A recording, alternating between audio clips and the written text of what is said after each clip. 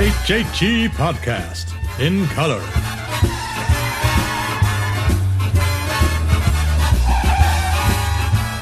Starring Ryan Weir.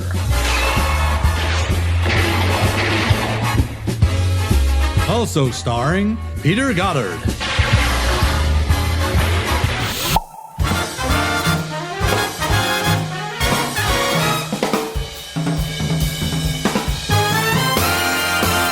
History happened everywhere.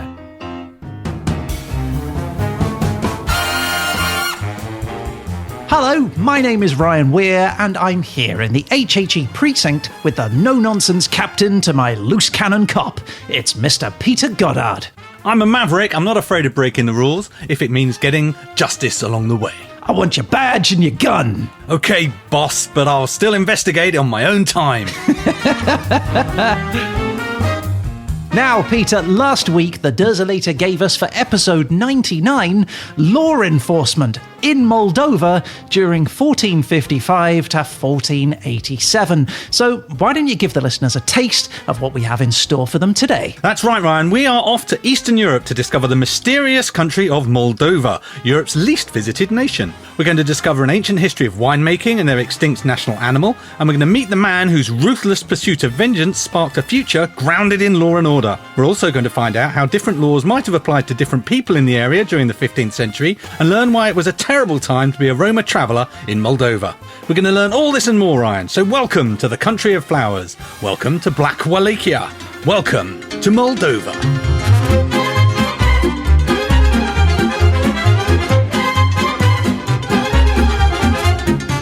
All right. Well, Pete, I think you said it well when you said mysterious Moldova. Yes, the research for this was troublesome, I will say. Yes, I agree 100%. But the time period did not help, giving us, what was it, a 30-year period in the 1400s. A sliver of time a long time ago. It wasn't helpful, was it? Not really. But look, we are getting ahead of ourselves here, Peter. Where the heck is Moldova? Well, I'm glad you asked me that. The Republic of Moldova is a landlocked country in Eastern Europe, in the top right-hand corner, if you will, of the Balkans. It's a landlocked country which is nestled between Romania and, slightly less comfortably right now, Ukraine. Oh. Now, the country is named after the Moldova River. Oh, really? Okay, I did not know that. Right. What you also probably didn't know is the Moldova River is not in Moldova. Is it not? It's in Romania. Oh, okay. All right. Well, that's a bit odd. Does it even travel through Moldova? It does not. It does not feature in Moldova at all, but it's a historic location. So Moldova was once Moldavia, and at that time, that was a bigger area which included the River Moldova. Okay. Well, there you go. The capital city is spelt Chisinau, but it's pronounced Chisinau. So kiss now. Oh, kiss now. That's nice. It's got a population of just over 500,000 people. So that's about the size of Leicester in the UK or Kansas City in the US. But how big is the land? Well, I'm glad you asked me that. It is 33,850 square kilometres or 13,000 square miles, Ryan, which is fairly small, actually, coming in about 6% of France. Okay, yeah, that is quite small. The main religion, Ryan, is Christianity, which is 91% of the population. That's a lot of Christians. Exactly, 90% of that is the Eastern Orthodox Church in particular. So if you're an Eastern Orthodox, you'll have a good time there. If you like crossing yourself, that's the place to go. Yeah. Do you enjoy a chant, Ryan? I do. I love a psalm. Who doesn't? Now let's talk vexillology, Ryan. What is that, stamps? That is the flag. The flag has kind of a South American feel. It's got 3 horizontal bars in blue, yellow and red. In the middle of the flag is a picture of an eagle holding an Orthodox Christian cross in its beak, which you can imagine why. It has an olive branch symboling peace in its hand or claw or whatever an eagle has, foot. And in front of the eagle there is a shield which features an aurochs, which is an extinct ox-like creature, and also a flower and a crescent. Well, that's a lot going on that flag. There is a lot going on in that flag, exactly so. Wow. Interestingly, if you see the flag of Romania, basically the flag of Romania is very similar indeed with the 3 striped colours, and then they've just whacked all this extra stuff in the middle. It's like tattoos, those people that get addicted. I'm going to get an oryx put on. No, I'm going to get an eagle put on. No, a cross put on. And we'll put a shield on the eagle, and we could put an aurochs on the shield. So, that's the flag, but what about the national anthem? Do you want to have a listen? Yeah, I do. Alrighty. So this, Ryan, is Limba Noastra, or Our Language. Oh, it's a bit slower than I was expecting. Is it? I think it's fairly pacey, actually. I'm surprised you say that. The lyrics to this are written by Alexei Matovici, written in 1917, and the tune was written by an Alexandru Cristea, which seems to be pretty much his only claim to fame in terms of his Wikipedia entry at the very least. Now, as the name suggests, rather than being about the nation itself, it's about the language, which is Romanian. But reasonably enough, there are people who call it Moldovan rather than Romanian, but it is basically the same language. And the lyrics mean, our tongue a noble gem bejewelled, from ominous shadows of old, a pendant of stones rare and grand, that scattered all over our land. Our tongue is bejewelled. Yeah, their tongue is very bejewelled. Bejazzled tongue.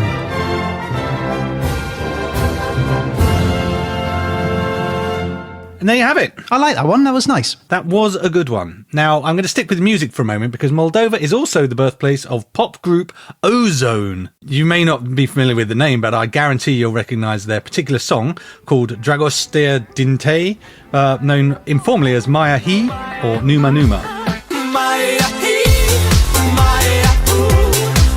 Oh, you said Ozone. I know them as the Ozone. Is that right? Well, I can see why you were confused.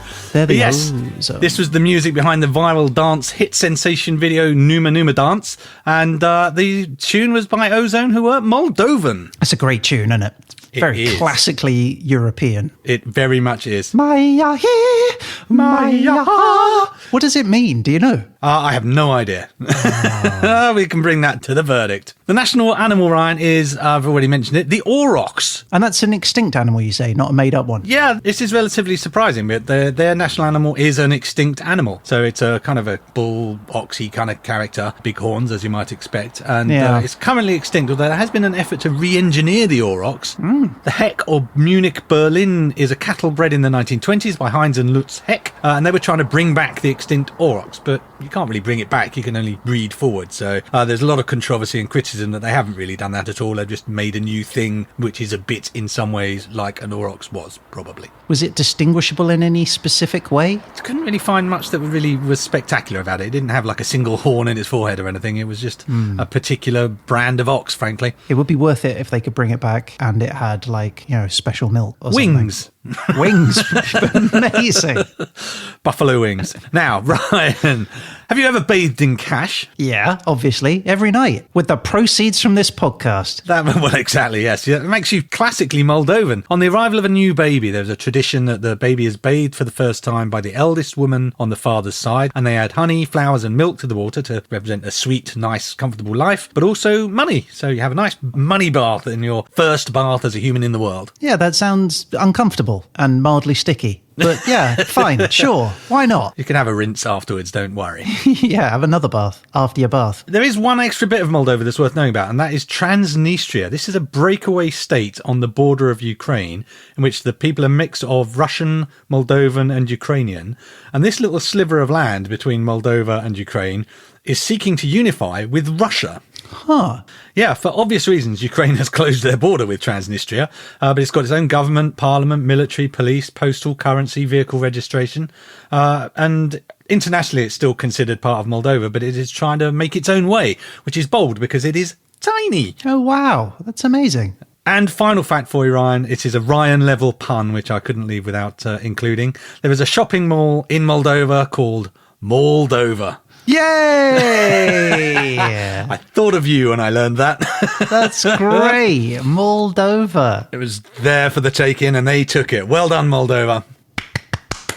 Right, Ryan, it's time to talk wine. Okay, I'm in. Wine goes back a very long way in Moldova. There's archaeological evidence which suggests there's it's an image in some pottery that suggests a date of around 5000 BCE to have wine around the place. I mean, that's a long time ago, isn't it? But it makes sense. Fermented grapes on the floor, you just grab a bunch of them, squeeze them in a bottle, slap a label on it, and away you go. Yeah, I was a little sceptical. The evidence was more that there was evidence of grapes rather than wine, and that seems not to tell me that there is wine. But in 450 450 BCE, the Greek historian Herodotus, who we've met before, he reported that wine was drunk everywhere when he visited the area, which is perhaps why he visited the area, I don't know. Yeah. Moldova Wine is also home to the very oddly specific largest bottle-shaped building in the world. Wine related? Funnily enough, not. It's in the Strong Drinks Museum in Ternauka village. It's a 28-metre tall building, sort of shaped like a bottle. It didn't leap out to me that it was a bottle, if I'm honest, but I suppose if you've just visited the Strong Drinks Museum, you can see a lot of things that aren't necessarily there. Do the reviews say it's corking? Hey! And finally, Ryan, Moldova, obviously I've been reading about wine. I thought, what would be nice to have in the podcast? Nice little drink of Moldovan wine. Oh, nice. Yeah. This is a Rioja from Spain. I could not find a Moldovan wine at all, but I got so interested in the idea of having wine in the podcast. We've got a non-Moldovan wine. Sorry, Moldova. All right. Well, look, we invite our listeners to join us in a glass of wine if you're over the age of legality, because we don't want to hunt you down and enforce the law. Exactly. Nice. Right. A glass of wine and we'll toast to Moldova, I think. Give me some wine. Give it to me now. Yum, yum, yum. Very good. Thank you, Peter. To Moldova. I wish this was a Moldovan wine.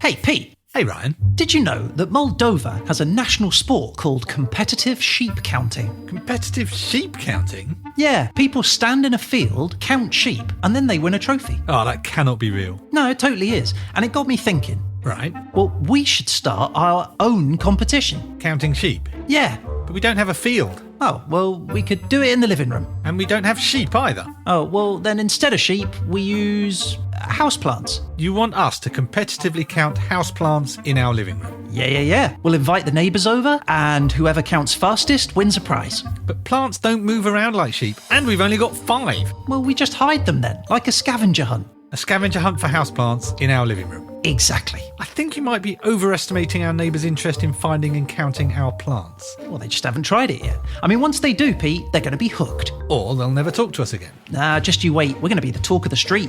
Quite possibly, but not in the way you think. Oh, come on. It'll be fun. It's ridiculous. Righto. I'll just refund all the entry fees then. Wait, what? People already paid? Well, obviously, we need it for the cash prize. Oh, so we're taking money in just to hand it out again? Well, only to the quickest one. And to keep the theme going, we'll pay in Moldovan currency. Oh, isn't that worth a lot less than pounds? I don't know. So we could keep the difference. All right, I'm in. Great.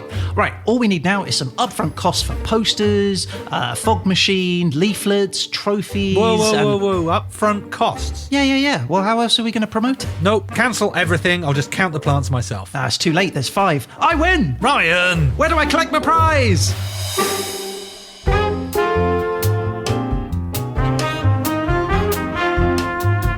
Well, Ryan, I've brought the facts. Why don't you bring us some history? I want to know what happened over there. Yeah, okay. Well, let's start at the very beginning. So around 300 million years ago... Moldova doesn't exist, funnily enough, but there is an ancient sea, and the sea just dries up and tectonic plates shift around a bit, and land slowly emerges from that sea to form what will eventually become something known as the East European Plain. Ah, know it well. Yes, so on this plain, around 46,000 years ago, early man arrives. Hurrah! Yeah, now he's looking for mammoths and he's looking for woolly rhinos. Any idea why? Because he's hungry man. He's very hungry man. And not much changes for the next sort of 30,000 years until eventually the Ice Age kicks in. And early Moldovans decide that roaming around in the snow isn't so much fun. So they hunker down into a bunch of cozy settlements and sort of ride out the Ice Age. Very wise. I think I'd do something similar myself. Things warm up around 6000 BCE and ancient Moldovans start farming crops like wheat and barley and allegedly wine. They also start herding cattle and goats, and I'm guessing that oryx thing. Yeah, maybe. They make pottery, and they trade those pottery to their neighbours for other pottery, apparently, which is a surprise. That's an interesting... What have you got? Bowl? How about you? Also bowl? Ooh, trade! Yeah, anyway, the Romans show up in 106 CE. They claim the land, they build roads, they build forts, they recruit local men into their militia. Gotta have a hobby. Rome eventually falls, though, and in their absence, a series of other invaders appear and step into the region, notably the Goths and the Huns. Yeah, I'm amazed the Goths made it as far as they did, given that they were just all so sad all the time. Very good. See what I did there? The 14th century is when the Principality of Moldavia is recognised, and it is a feudal state, with a king basically telling people what to do. But it's during this time, during our period, when Moldova's most famous king rules. Now, he's called Stephen the Great, and he's pretty awesome. Stephen feels like a very modern name. Yeah, it's kind of a normal-sounding name, isn't it? Stephen. Colin III, the Magnificent. Anyway, he goes on to be considered something of a national hero. And we're going to be hearing more about Stephen later. But in sum, he spends most of his time fighting off invaders, notably the Ottomans, the Hungarians, and the Polish, doing just enough to secure himself a legacy that sees statues of him placed across the country and his face on Moldova's currency up to today. Nice, like our statue in Croydon that they're bound to erect soon. Now, unfortunately, despite best efforts, a successful invasion during the 16th century sees the Ottomans take over the place, and Moldova becomes a vassal state to their new imperial overlords. I'm sure the peasants were unmoved in one way or the other, frankly. So, as a vassal state, they're afforded relative independence. They can conduct business as they see fit. However, there is heavy taxation, and that means that the average Moldovan struggles with poverty, and inevitably there follows a period of instability as the working class fight to, get some scran to eat. I'm so hungry. Pay your tax. Yeah. The Ottomans resist the resistance, but they also face some cheeky incursions by neighbouring Poland and Russia. The Russian Empire proves to be quite the formidable enemy, eventually seizing half of Moldavia in 1812 and decided to rename it Bessarabia. Yeah, there were some big boys around them, aren't there? So they were always going to be at a risk, weren't they? Yes, they were a bit of a football being kicked about by various different other peoples. Now, Moldovians find themselves being passed around between the Ottomans and the Russians, but things change in the early 20th century when both of those empires weaken and Bessarabia grabs the opportunity to declare independence. I'm Bessarabia! Yeah, they declare independence in 1918. But this lasts only a couple of decades when, in 1940, the Russians reappear, but this time in the guise of the Soviet Union. Oh, they were even bigger. They certainly were, and they proceed to regain control of the country thanks to a secret agreement with the bad boy of Europe, Nazi Germany. Boo. Now, unfortunately, as if a total Soviet takeover isn't bad enough, in the same year, 1940, Moldova's capital, Chisinau, or Kiss Me Now, or whatever's it called,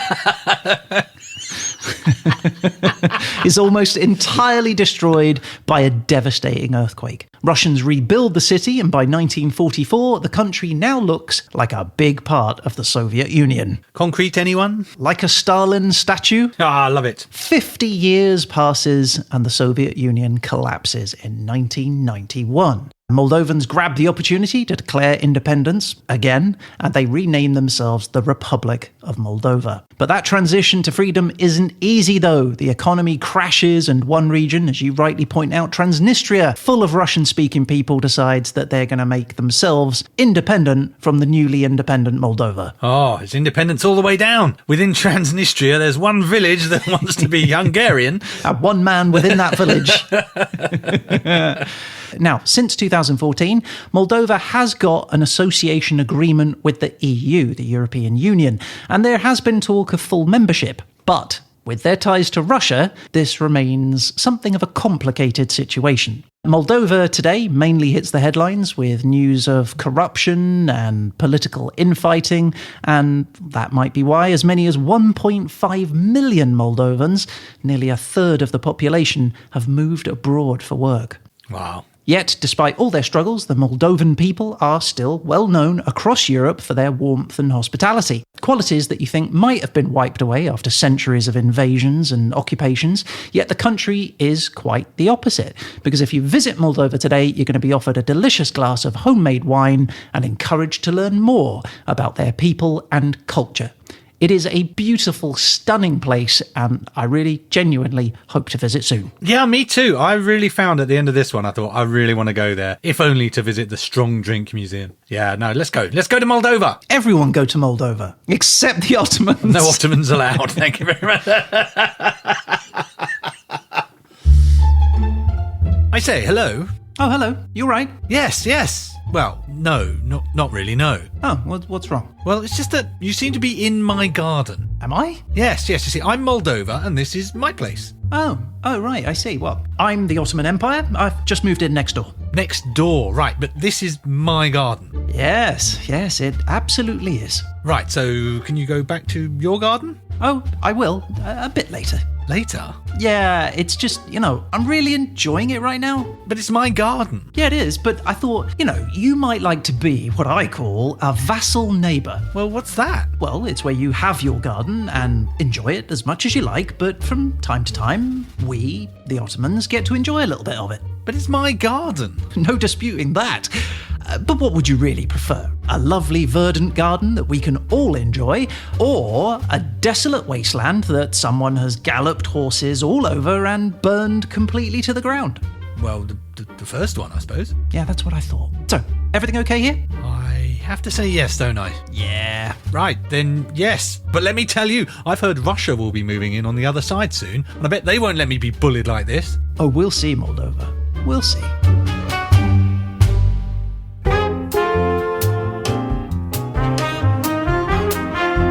All right, Peter. Well, look, this episode is law enforcement in Moldova during 1455 to 1487. But I'm a little confused. What the heck is law enforcement? Well, funnily enough, even though it's something you kind of have an immediate understanding of, you don't really need to explain it to people, it's actually quite difficult to define precisely. So one definition I read said the action or activity of compelling observance of or compliance with the law. And the law is a system of rules which a particular country or community recognises as regulating the actions of its members and which it may enforce by the imposition of penalties. So basically, law enforcement is the act of forcing people to follow the social rules or punish failure to do so. So where it gets difficult is there've always been rules governing behaviour and people have always enforced those by at least whether it's ostracism or like, I don't like that guy, so I'll stop talking to him because of the way he behaved. So there isn't really a sort of starting point of enforcing the law. So classically in Christianity, the first murder is said to have been when Cain killed his brother Abel and he was punished with a nasty birthmark. But we can go earlier. There was a lot of newspapers reporting what was described as the earliest known murder victim, a 430,000-year-old skull, which has what were believed to be lethal, deliberately inflicted blunt force trauma in a cave in northern Spain. What was it doing in the cave in Spain? No trespassing. Well, it looked like it'd been chucked or jumped down into the cave, so probably disposed of, I think, is the essence of it. Like a basketball. Yeah, and now there's no record of whether there was a 430,000-year-old police force investigating this crime, but as long as there's been people, there's been some sort of enforcement of the rules, I think it's fair to say. I think it is fair to say. In ancient China, they had prefects which would carry out law enforcement, as indeed did my school. Yeah, I was prefect. I was the cloakroom prefect, which meant I had to look after people's coats while they all ran around at break time. That is an awful task, but at least you could rifle through the pockets. And I did. It's a true life confession. We can do some live law enforcement. Yep. The ancient Babylonians had pakudu, which is translated by some as policemen, who would investigate petty crimes, such as one mystery of a missing cow. That is a crime. It was. Theft was hinted at, and a search of the suspect's house turned up a chunk of beef. What? That was presented to court. I feel sick. I rest my case. Chunk of beef. Chunk of beef, Ryan. Now, closer to home and more modernly, a key origin of modern policing and law enforcement is often attributed to the man who established the Metropolitan Police Service. So this was in 1829 in London, Mr. Robert Peel. Bobby Copper. The Bobby Copper, exactly. Peelers, as they were known at that time. In America, of course, law was enforced by the sheriff. And here's an interesting fact. I'm surprised by this. The New York Sheriff Office was founded in 1626, which is much earlier than I thought it would have been. Yeah, I had to stretch my thoughts back to when America started. Yeah, you're right. I guess there would have been people there.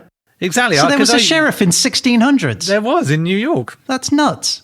Now, you can also enforce your own laws. You can hire a private investigator. When you think investigators, you think maybe of the Pinkerton Agency. Yeah, I do. Established around 1850 in the US by Alan Pinkerton and Edward Rucker, and they famously adopted the open eye as its logo, which some think is the origin of the phrase private eye. Oh, I thought you meant like the Illuminati with a little pyramid with an eye above it. Well, I think that, open eyes come in all sorts of Kabbalistic sources, don't they? So maybe, let's throw it out there. We'll bring that to the verdict as well, the Illuminati eyes. But they weren't the first private detective, actually. That honour goes to Eugène François Vidocq, who was a French criminal turned investigator who founded Le Bureau de Renseignement Universel pour le Commerce et l'Industrie, or the Office of Universal Information for Commerce and Industry. Snappy. You said that beautifully, by the way. Oh, thank you very much. That was in 1833. Wow, so you're a private detective agency even then? Yeah, right back then, yeah. So whether it's private enforcement or the public law enforcement as we know it for the state, law enforcement becomes less over time about community values and more about enforcing and applying the power of the state. So in the UK, we're lucky. We've had very gradual change in our national governments. But when you get seismic shifts in governments, you also tend to see a change in law enforcement because the police of a past regime are often seen as very much representative of or entwined with the old regime that is gone so that it cannot be continued.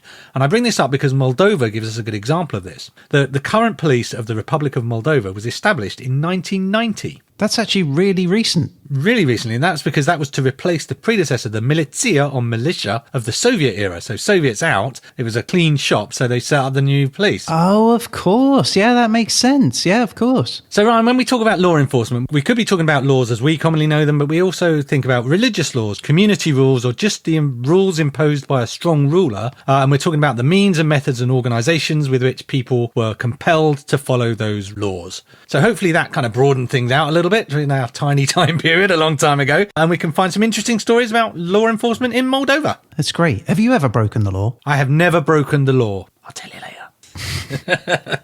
If we hear sirens in the background later in the podcast, we'll know what's happened. Yeah.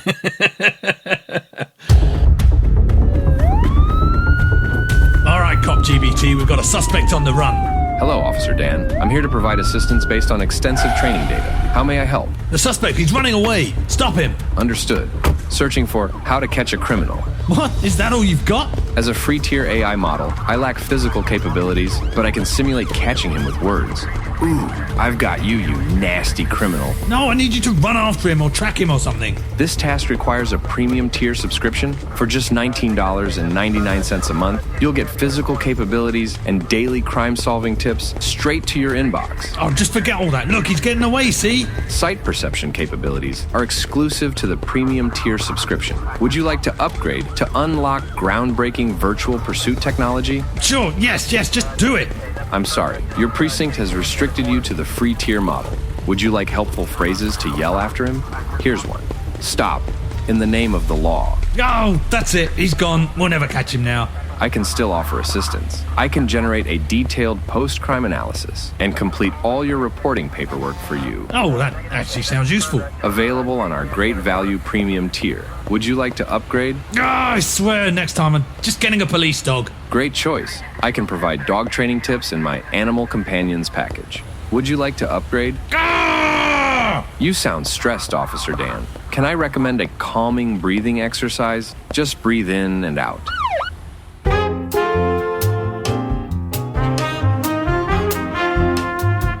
Okay, Ryan, it's law enforcement. We know what that is. It's Moldova. We know where it is and all about its history. It's 1455 to 1487.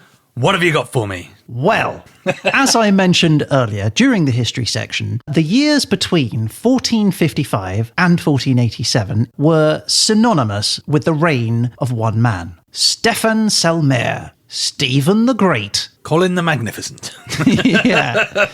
Now, Stephen, or Stefan, was born in 1433 in the small village of Bozești. Stephen was the son of Bogdan II, the ruler of Moldavia. Bogdan, now that's a name to conjure with. It is. It's a name that's disappeared, hasn't it? You don't hear many Bogdans. Uncle Bogdan's coming over.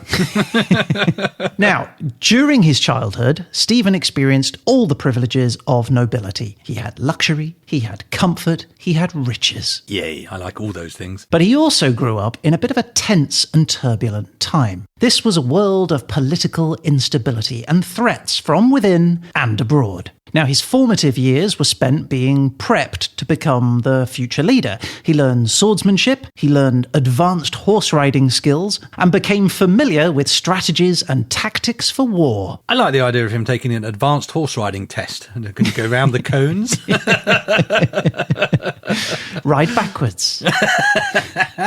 Now, unfortunately, this was an education that got stopped short because in 1451, his father, Bogdan II, attended a wedding where he was ambushed by a fierce rival called Petru Aron. Should not have invited him. Now, Aron knew that Bogdan was going to a wedding and therefore would be unarmed, so he planned to attack him there. And he did so by stabbing him repeatedly with a sword several times. That will do it. I'm not an expert in assassination, but I would say that is efficient, if nothing else. Yeah, it did. It killed him. Killed him dead. Not a doctor, but I think you are doomed.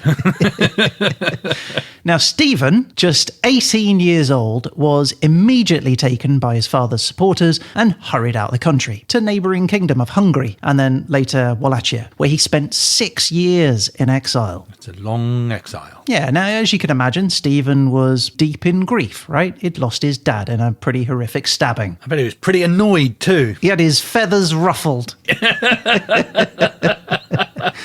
But his anger and resentment at the injustice of his father's murder was strong. And so he spent his time preparing a plan of revenge on Petru Aron. Yeah, get him. Right, so furthering his education in military tactics, he succeeds in gaining support from a number of important and influential allies, most notably Vlad III of Wallachia, someone you will know as Vlad the Impaler. Yes! This gets better and better. Who do you want on your side but Vlad the Impaler? What's your position on impaling? I'm for it.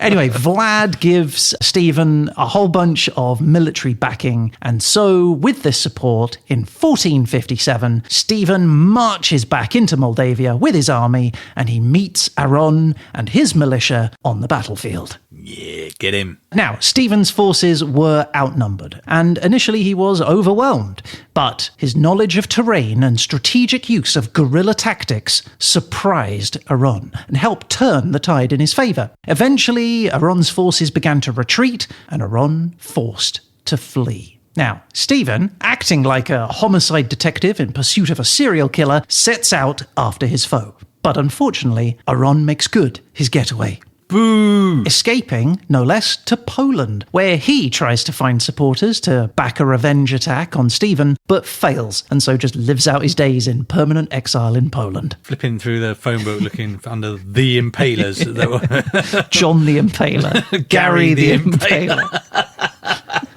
And so, Stephen, now victorious, his reputation cemented as a determined and capable leader, willing to go to any lengths to defend his country, steps in front of the Moldavian nobility and the Orthodox Church, who greet him like the city mayor at a law enforcement award ceremony, and they hand him the honour of being their leader. Stephen.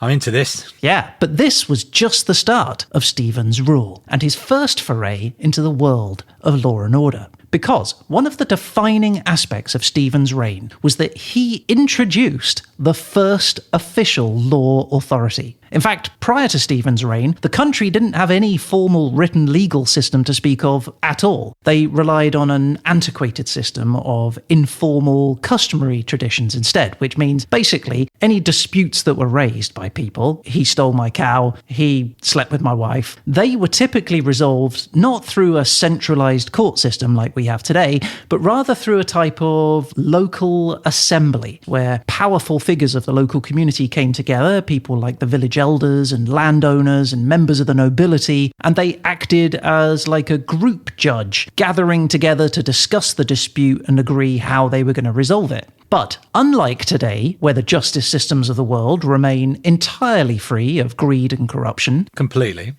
yeah. The decisions that these guys were making were often influenced by bribery or threats of physical violence. And so, the decisions they made weren't necessarily the right ones. And worse yet, the power they wielded was then unchecked. There was no accountability or any higher authority. Anyone who was found guilty, in quotes, didn't have the opportunity to appeal it, and there was no regulatory body that you could send a complaint to, or a Supreme Court that could adjudicate their decisions. And so, the trials, such as they were, often resulted in innocent people being unfairly prosecuted. And in many cases, before a judgment was even reached, these medieval trials weren't presented as we know them. There was no prosecution and defense team standing there eloquently speaking about facts for both sides of a dispute. Instead, they were often conducted physically in events that were known as trial by ordeal. These were trials where the defendants could be subjected to tests of innocence. Things like being forced to carry a red-hot piece of metal for a certain distance to, prove that you're innocent. Or fighting in a trial by combat with a seasoned warrior, where your level of survival determined your level of guilt. Seems reasonable. That's basically what happens in the verdict. Carry this red-hot iron through this episode, and we'll see if you can have a B. You said that wrong. Now, as you might imagine, justice, then, was inconsistent. The rules of law varying from one region to another and being heavily dependent on the discretion of the rich and the powerful. However, enter Stephen, and Stephen has a different view. He sees this as a failed and corrupt system, and he decides he's going to do something about it. Ooh. Yeah, so what does he do? Well, he creates a more formal approach to law and order. He blends elements from Byzantine legal traditions with local Moldavian customs. He solidifies laws, he sets judicial precedents, and he centralizes an authority to create, essentially, the first ever legal framework for Moldova. And it wasn't just simply about writing down laws, don't do this, don't do that. It was about ensuring that justice was accessible to all. This wasn't just about the rich persecuting the poor. So he starts by presiding over open courts. This is where people of all social status were invited. You had peasants, you had noblemen. They would all come and present grievances directly to Stephen. And he acted as the ultimate arbiter for judgment and punishment. In one particular occasion, Pete, he uses his new legal powers to enact some law enforcement for a dispute of his own. Because in 1471, Stephen became convinced that there was a faction of the Moldavian nobility that had been colluding with rival Hungarians and Ottomans. Sneaky bastards. The sneaky snakes. Now, angry, obviously, at their apparent treason, but also tied to his idea of justice and law, he orders some loyal men to go and survey these suspects. He trails their every move, and he intercepts and reads their every communication. He pays informants for intelligence, and he makes detailed notes of their comings and their goings. And, eventually, when he's gathered sufficient evidence of their crimes, he takes action, inviting them all to a feast. Now, that can either be brilliant, delicious, tasty meal, or surprise death. Well, let's find out. Because once gathered together, he confronts them with all of the evidence that he's gathered. He shows them the intercepted letters and the testimonies from informants, and he reveals details about all their secret meetings with foreign ambassadors, and he judges them guilty of treason, and then immediately orders their execution. And so, on the spot, his armed guards step forward and behead them all. Justice is swift, if nothing else. I'll give him that. Exactly. Yeah. So the punishment didn't stop there, though, Pete, because he also confiscated their estates, sold their belongings, and distributed the money to the poor. Oh, to the poor? Oh, that's not bad. I thought he was going to sort of pop it in his back pocket. No.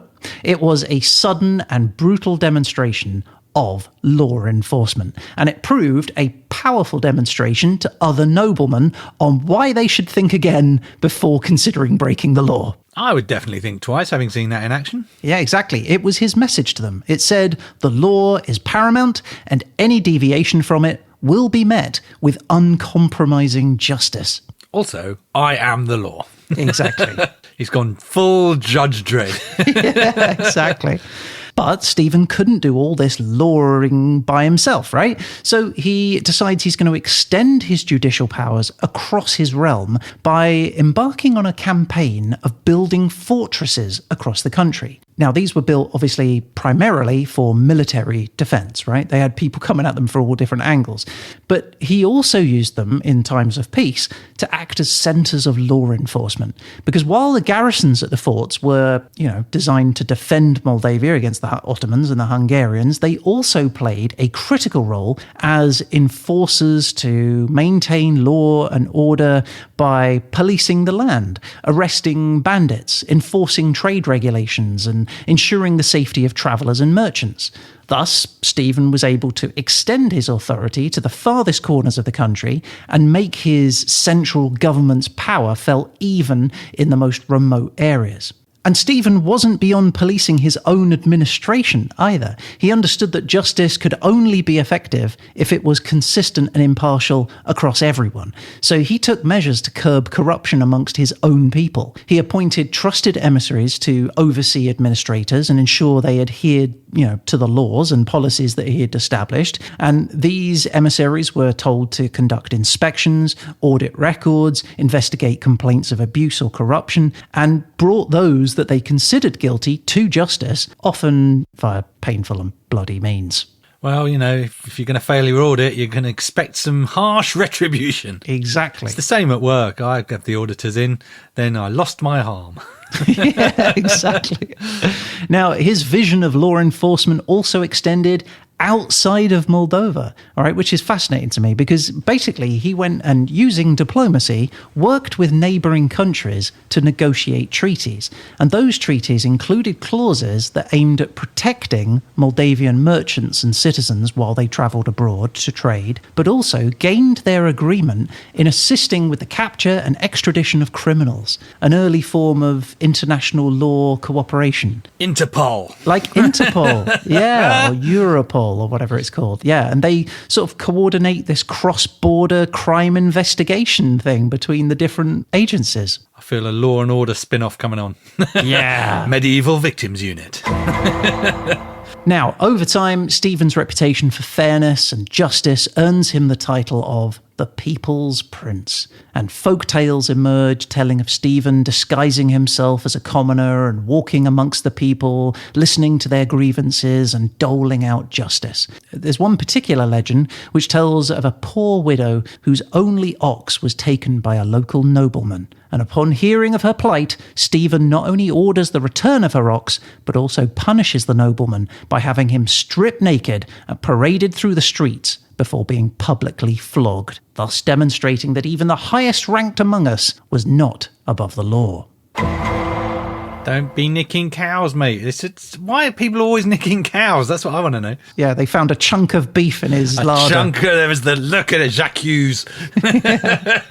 Now, I don't know if that story is true or not, Pete, but it is a story that shows how Stephen was perceived by the people, as someone honest and someone who was just. Stephen the Great was their protector, their justice of their peace, an innovator of judicial reform, and perhaps that explains why he leaves such a lasting legacy on the country's history. Nice! That was good work. I enjoyed that very much. Thanks, Ryan. In typical prison movie cliches, which character stereotype do you fall into, do you think? I'd be raising birds, my friend, in my cell with my glasses on. You're that guy, are you? Yeah, I'm that guy. You're the one who gets released and doesn't want to be released and then ends up hanging themselves. I'm a mess, man. George? George, it's Stephen. Stephen the Great. Hi, Stephen the Great.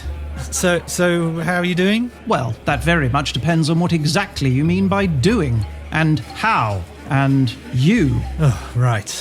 How's your mum? Well, I was forced to hand her in to the authorities. Oh, really? That's terrible. What happened? Well, it transpired that she had not adequately declared the profits from her fruit farming enterprise. Fruit farming? That is correct. Wait, do you mean the apple tree outside her house? Precisely. She didn't farm that, though. It's just a tree outside her house. A tree that provided sustenance in the form of windfall apples, which she proceeded to make into a pie, which was thenceforth shared with a neighbour in return for a medium-sized cheese wheel, constituting benefit in kind, which is a taxable event, and, ergo, to be declared to the authorities. Oh, right. Well, will she be okay, do you think? That is for the courts to decide, George. Right, yeah, but don't you control the courts, though? Indeed I do, and for that reason I can show no favour, and she must be punished to the appropriate extent of the law. Oh, so that means... Hard labour. But she's 86! Thus an adult by the rules of this land, and to be tried as such. But she gave you everything! And I gave her a pristine, complete compendium of the laws and regulations of the nation of Moldova, including the added tax code appendix. Right. By the way, that fur coat you're wearing, Yes? well, it appears to be Hungarian bear fur. Oh, yeah, it is, actually. You've got a good eye. So, I assume it has been declared for the purposes of customs duty? Oh, well, about that. Look, here's the thing. I was busy. I'm just joking. Oh, that's great. Thank goodness. I shall make no such assumption. I will be reviewing the Register of Declarations after this conversation is complete. Do you know what, Stephen? I'm starting to think that you're not all that great. More!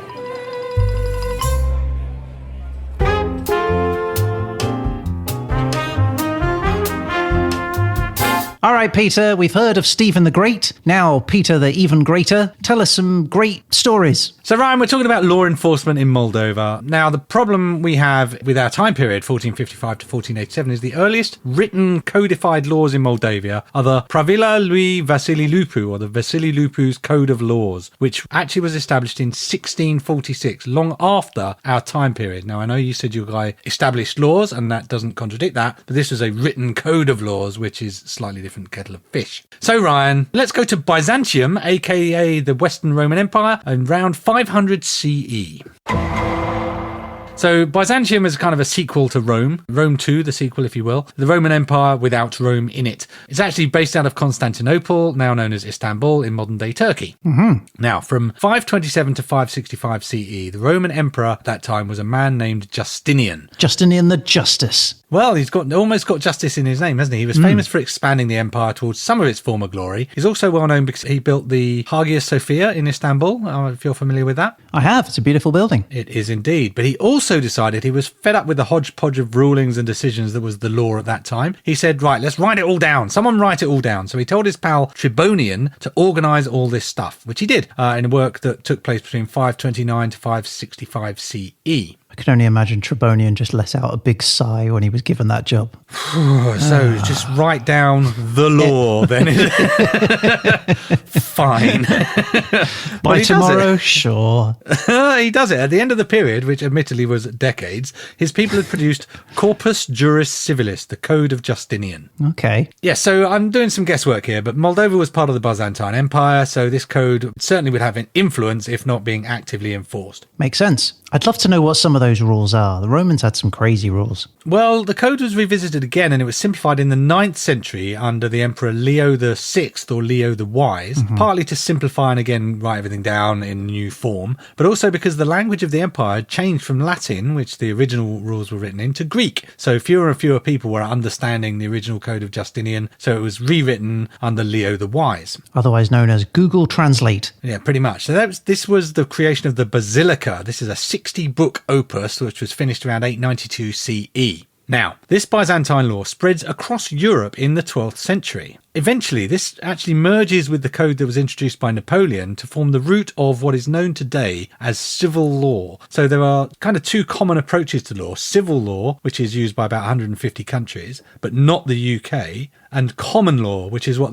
the UK uses. Oh, I didn't know that. Yeah, the essence of it is civil law is you write all your laws down and then you implement them. Common law is more builds on itself. So a judge makes a decision and that becomes part of the law, and the precedent is more what creates your your overall body of law. So civil law, you have the code and you apply it. And if there is a situation which doesn't quite work, your judge is stuck because he can only apply the law as it is. Whereas in common law, your judge is kind of creating the law as they go along. Precedent is much more important. Isn't that what the Americans do as well? Exactly, yeah, they got it from us. Oh, did they? Because they were always saying, I refer you to 1952 Chapman versus Farquhar. Exactly so. And Moldova today is a civil law country. So this is the law that came through Napoleonic, through the Byzantine laws. You mentioned the Byzantine laws as well. And it's still an influence today in that it has this kind of civil basis rather than the common basis. I mean, there's going to be a whole bunch of stuff in there that is still relevant, right? Don't steal, don't murder, don't adulter. The basics are there, right? Don't nick stuff, don't kill people, don't be a dick. Yeah, I could do it. I don't know why it took 60 books now, I think about it. Yeah. So let's go back to 1335. There was a Greek monk named Matthew Blastares, and he wrote a book. Now, I say he's a monk. He was actually a rather awesomely named Hieromonk. Hieromonk? What's that mean? It's a monk who's also a priest, but it sounds an awful lot like some kind of wizard in a role-playing game, doesn't it? He's a hieromonk. I'm thinking of a monk sitting in a bunch of water, but that's a hydromonk. You're thinking of the hydromonks, Ryan. The famous hydromonks of Thessaloniki. So anyway, Matthew Blastares writes a book called Syntagma, which is a handbook of Byzantine church and civil laws that, again, is sort of all of these things are bringing together stuff that already exists. No one's just rewriting and inventing the law. But this book was translated into Serbian Slavonic in around 1348. And according to a paper by a scholar called Catalina Celcu, which was called And I Bought Myself Out of This Burden, Economic Consequences of Redeeming Penalty in Moldavia, 16th to 17th Centuries. Snappy, yeah. This book was disseminated amongst Bulgarians, Serbians and Romanians and preserved in Moldavia in the form of 14 Slavic Romanian manuscripts copied during the 15th to 18th centuries. Okay. Now, we're looking at the 15th century. So this all adds up to me, Ryan, claiming, although I can't say for sure, that this book and Byzantine law had a significant influence on the law of Moldavia in our time period. Yeah, it makes sense. Right. Stephen the Great certainly would have lent on that. I think so. And I would add that one of my sources suggested that Vasily Lupu's Code of Laws, the first writing down of all the law that I mentioned, does not go against the Byzantine tradition. So that suggests this was definitely a thing. So I say the first kind of law to be enforced in Moldavia is some variant of Byzantine law. And you seem to agree with me in what you were saying earlier. But there is other elements of law. So there is a thing called Vlach law or Vlach law. I'm not sure how to pronounce it. Okay, and what does that mean? So Vlach comes from a similar source as Wallachia, the neighbouring territory to Moldavia. And this is a set of rules that apply to Vlachs. The trick of this being that it's not easy to define what a Vlach is, but to some extent it was linguistic. Vlachs being speakers of the Romance languages, so the sort of Latinate root of Romanian. So in this region, you've got Romanian speakers and Hungarian Slavic speakers. They come from very different roots. So your Romanian is a Romance language. So your Vlachs are people who speak Romanian. Okay. But it's also kind of ethnic. Language and ethnicity kind of go together, which you would expect. But it was also cultural. These guys were the people who were practicing nomadic pastoralism. They were bringing their sheep up and down the mountains, essentially. They were living and farming in the mountains. So however you define it, there's Vlach law meant that these people, they had their own version of law. They were allowed to travel and they were allowed to carry weapons, which I guess wasn't necessarily available to everyone. They sometimes had the right to hunt, which I guess not everybody had. They weren't constrained by the feudal mandatory labour service towards your landowner. So they were kind of liberated a little bit from the feudal obligations. So it seems like law enforcement in Moldavia in the 1400s is likely to have rested on Byzantine law and Vlach law. And so the law that applied to you would be different depending on who you were. Also, it's all so complicated, isn't it, law? That's why I don't bother with law anymore. Yeah, just forget it. But just all forget of this, it. This is all totally irrelevant to you though, Ryan, if you were a Roma traveller or a gypsy. Now, I know some people find the word gypsy offensive, but I am going to use it because my sources that I'm going to refer to use this word and I don't want to keep switching between words. So with advance apologies to anyone who finds the word gypsy troublesome, it will be coming up. Okay. So in late medieval Moldavia, Ryan, almost all, if not all of the gypsies were slaves. Oh, how does that work with the idea of roaming around? Well, yeah, I guess they could roam around. It's kind of complicated, but I found a couple of papers. One was called Out of the Past, the End of Gypsy Slavery in Bukovina, and there was another one called Gypsy Slavery in Wallachia and Moldavia. And they told me the first time gypsies in Moldavia were mentioned was in 1428, when the Moldavian Prince Alexander I the Good But not great. Not brilliant. Donated 31 as slaves to the monastery of Bystrica. Yeah, there you go. Just donating people, just like that. Well, weirdly, this was a thing that happened a lot, and it turns out that the monasteries were extremely large owners of slaves in this way, and especially gypsy slaves. One of the papers said, while in the 14th and 15th centuries in the other countries of southeastern Europe, slavery was already a thing of the past, during the same period in Wallachia and Moldavia, it underwent rapid development, particularly in the case of gypsies. Okay, well, I mean, that's unfortunate. I was quite shocked to learn this. So this is again a quote, the special legal status of gypsies was fixed in the so-called Holopskim Plavom, slave law, a whole new type of law, mentioned for the first time in Moldavia by Prince Stefan cel Mare in 1470. So under this, gypsies could be sold, use them as collateral for debts. Gypsies themselves weren't allowed to own property. Their masters could basically do what they want with them, or they weren't allowed to kill them. So, you got that at least. Hooray. The murder of a gypsy by a free person was punishable by death. But then, as for marriage, this really blew my mind. The slaves were allowed to marry, but as a slave, you married a free person. That free person also became a slave. So not many marriages that happen then? You can only assume it was a bit of a turn-off in the marriage market, can't you? I feel like that happened once, and it was a surprise to them. I guess it happened quite frequently because this was quite a major source of finding new slaves, I read in one source. So the gypsies were also categorised. So there were gypsies slaves owned by princes, gypsy slaves owned by boyars, so there's landowning gentry, then rather frequently monasteries, as I say. But they were also categorised by the profession. They were often smiths. You had kovaci, which are smiths, ferrari, who are ironmongers, lakatusi, who are locksmiths, and my personal favourite, bear trainers. Bear trainers. Bear trainers. Did you say Ferrari, by the way? Yes, I did say Ferrari. The ironmongers were Ferrari. Well, there you go. So, all in all, life was pretty hard. You weren't allowed to do much. You were literally a slave. You could be freed. It was possible to prosper. There was one man who was born a slave named Stefan Razvan in 1595. He advanced and became the voivod, or the prince king, of Moldavia, although he did only manage 5 months in a row before he was overthrown and killed, which is, I think, the regal version of not passing your probation. Yeah.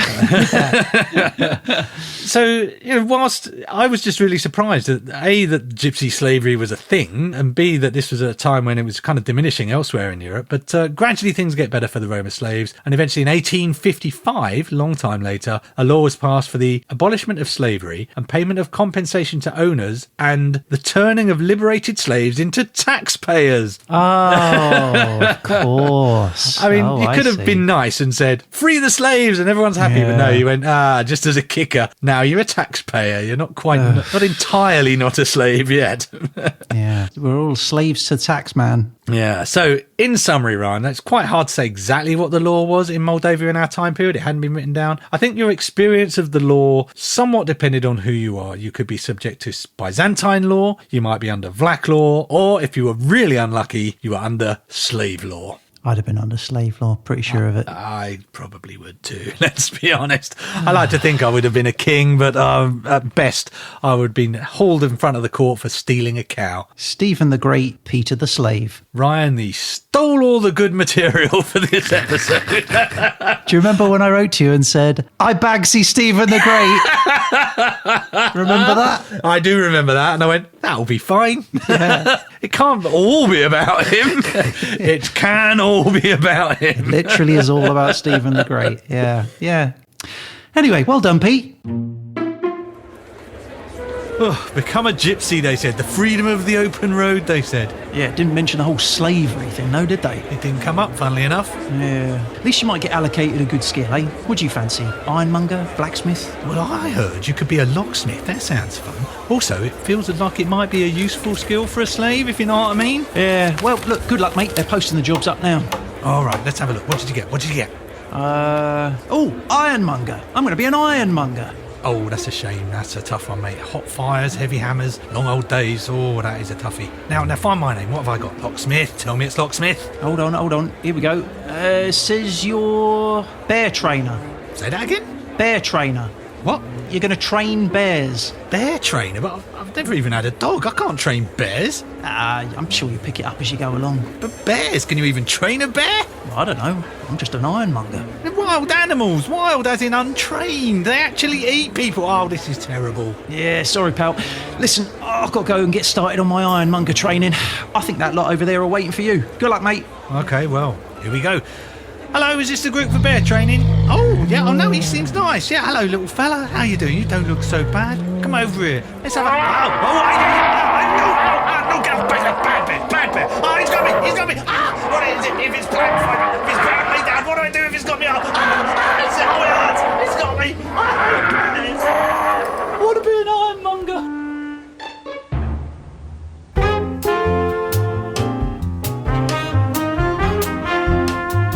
All right, Pete. Well, look, there we are. We are at the end of the episode. It's time for us to move on to the Derzolator. Yes, let's do a little Derzolation. Let's do it because the eyes of the ears of the audience are swiveling in their socket holes. So I'm going to wheel it out, Pete, because this is a special one. We're going to be hitting episode 100. 100, that's amazing. We've been going for 100 episodes. Thanks to everyone who's stuck with us. Yeah, absolutely. Okay, well, look, here we go. I'm going to roll it out and let's get it rolling.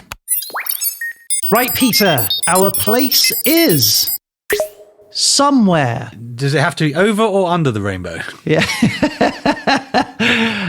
Okay, well, that's vague, but all right, let's see what our time period is. And our time is somewhen. Oh, crikey. Somewhen. That's not specific. arguably not even a word. But yes, indeed. Okay, well, let's go for our topic. And our topic is something. I know something about something. Something, somewhen, somewhere. Ah. Oh, no, wait, Pete. Oh, Pete. What? It's given us a caveat. Something, somewhen, somewhere has to do something with 100. Oh, well, yeah, that makes sense. I'm so confused.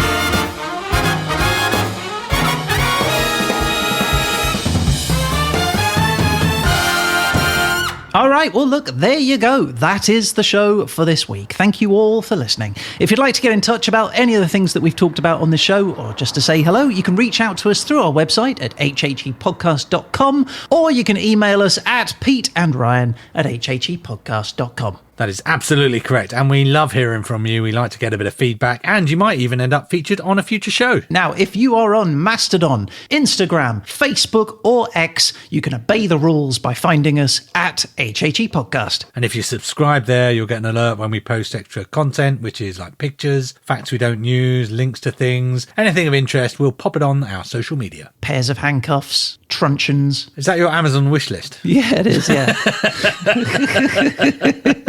But we are going to be back again very soon with The Verdict. But until then, a huge thanks to you, Sergeant Pete. Thanks to you, Criminal Ryan. And that is it. I guess all that's left to say is... You have to be listening to, under Section 4, Subsection 3 of the Listening to Podcasts Act... You're Nick, son.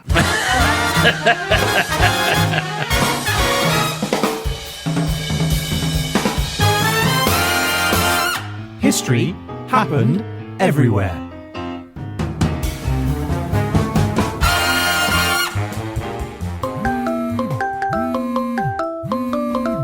You are receiving a call from... Oh, look, it's Peter from... an inmate at Croydon Correctional Facility. To accept this call, please press 1.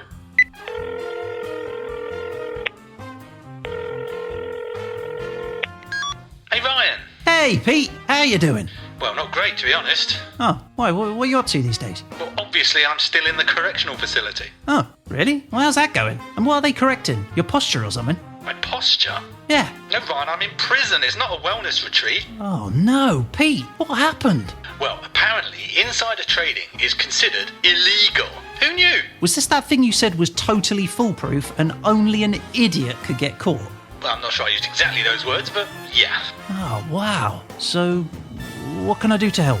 Do you want me to bake a cake with a file in it or something? No, I need money for bail. Lots of it. Oh, well, yeah, no problem there. I've got my rainy day jar full of coins. You can have that. Well, firstly, Ryan, that was like £8.33, nowhere near enough. Secondly, you don't have your rainy day jar of coins, and you really need to find a better hiding place for your valuables. Oh, Oh, right. I need actual money, Ryan. Can you get a loan or something? You could ask that rich aunt of yours. Well, I would, but we still owe her money from the last time when she funded your luxury gold-plated fidget spinner business and you had to fly out to the Bahamas to meet those big investors. Who were totally real. And you wouldn't give up trying to convince them, would you? You were out there for ages. Yeah, look, this is different. Tell your aunt it's a matter of life or death. Wait, is it really that bad? Ryan, I'm sharing a cell with a guy who murdered his entire family with a butter knife. Well, it's nice to make a friend. He keeps asking if I want my toast buttered, Ryan. But you love toast. Oh, Ryan, please, just focus, call your aunt, get me the money, and get me out of here. Okay, no problem. Great. Oh, wait, What? she's dead. What? Yeah, I just remembered. She died last year. Oh, that's fantastic. Did she leave you any money? No, she left it all to the Croydon Sanctuary for donkeys with anxiety. But don't worry, I've got an idea. Okay, what is it? Well, all I have to do, right, is sell those luxury gold-plated fidget spinners and we'll have loads of cash. They were worth a fortune, you said. Wait, no, No, don't worry, I've got it, Pete. Just hang in there. I'll get you out in no time. Ryan! Nice talking to you, mate. Bye. Wait, Ryan, no, wait, no. Ah, that was nice to hear from him. Right, what was it I had to do again? Oh, yeah, make some toast.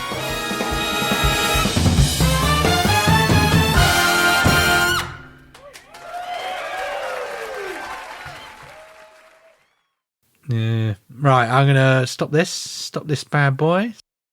Hello, lovely YouTube folks. This is a special message just for you. Yeah, thanks for listening all the way to the end. Now, if you enjoyed the show, please let us know your thoughts in the comments below. And don't forget to take a moment to hit that like and smash subscribe. Hit that like. Yeah, Smash subscribe. yeah, that's what people say. Do they, though? Yeah, only the cool kids. And you think you're the cool kids, do you? No, we're the cool kids. Oh, yeah, I suppose we are. All right, smash that like button, people. Smash it real good. Oh, yeah, nice.